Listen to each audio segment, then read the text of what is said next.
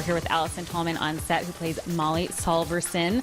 So many characters, so many intricacies. Tell me a little bit about the part that you play. I play Molly Solverson, as you said. She's kind of a up-and-coming cop in the Bemidji department.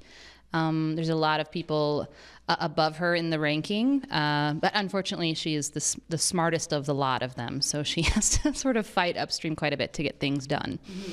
The smartest of the lot. She is. I don't think I'm gonna get in trouble for saying that. I think it's pretty. It's pretty obvious. It's pretty common knowledge. Yeah, she's smart and she's really ambitious, and you know, I think she's kind of larger than the container that's been provided for her in this little small town. So she has to sort of fight through some obstacles to accomplish anything. Tell me about getting this role. When did you receive the script, and how did it come to you? Yeah, it was kind of magic. I was in Chicago. I was unemployed at the time. I wasn't working. I was temping in the mornings, and I popped by my agent in Chicago to just put myself on tape for these. There's like 3 scenes, I think, from the pilot. So I taped myself, and 2 weeks later, they were like, "Oh, they're still looking at your tape," and I was like, "Oh, that's so nice. Thanks for saying that. I'm having a hard time because I'm not working." And then, you know, a couple weeks later, they said the same thing, and they were sending me out on commercial auditions, and I was like, "This is great. I'm gonna book a Palmolive ad. I just know it." And then 2 weeks later, they took me to New York, and I did a test, and then 5 days after that, they called and let me know that I had the role. So it's a pretty rapid turnaround for your life to change that much. Absolutely.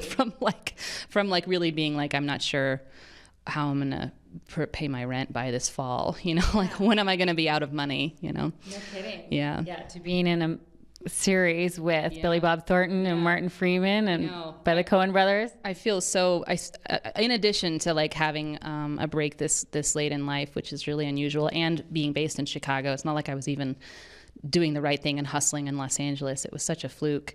But in addition to that huge turn of luck, I'm also just so blessed that it's this really awesome project, and it's not like a show that you kind of, you know, tell people about, but don't tell them when it's airing because you're embarrassed about it. You know what I mean? It's like this amazing project on top of that. So. Yeah. So it was obviously attractive for you to take it on. What did you connect with about the character when you read the script?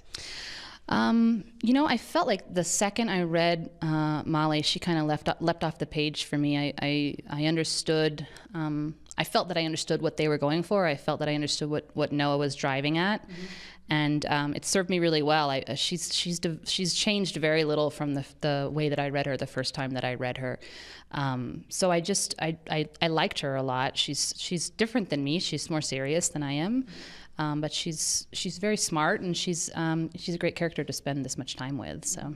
And what kind of research were you able to do navigating a small town in Minnesota? Yeah, I've lived in small towns, but mostly in small towns in Texas, so that's slightly different. But we did have our on-site still photographer was a cop for like 30 years or something. So. When I first got to set, when I first got into Calgary, he took me around and showed me how to hold a gun and how to search a room and how to, you know, draw a gun without, you know, shooting yourself in the foot, etc. So he was really helpful in that first week, kind of with that learning curve. Yeah. And of course, the accent is trademark. Yeah, it is. It is. It's the accent's such a huge part of the film, and we've kind of dialed that back for the series a little bit, so it's a little bit lighter than it was in the film.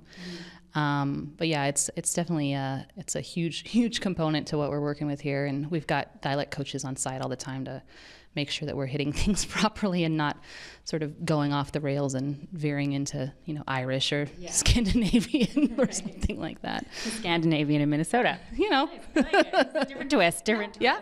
And what has the conditions been like shooting in the middle of winter? Yeah. It hasn't been horrible for me, but again, I've been in Chicago, so I'm a little bit more used to cold than my sweet coworkers from LA, who are having a bit of a tough time sometimes. But it's definitely the coldest I've ever been. I think that, you know, back in December filming out on a frozen lake where I stepped out of the van and all my hair turned gray. It just frosted instantly. And I was like, well, that's new. That's new. It's a different level. Yeah, definitely a different level of cold.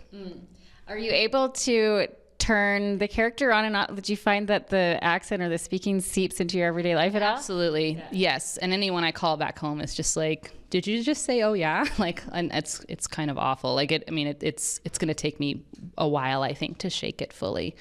Especially the more relaxed I get. Like I used to get relaxed and fall into like a Texas accent, and now I get relaxed and I fall into my back into my Fargo accent. So yeah. Okay. Well, we're looking forward to seeing it. Thank you. Yeah, you guys are going to like it, I think. It's good stuff.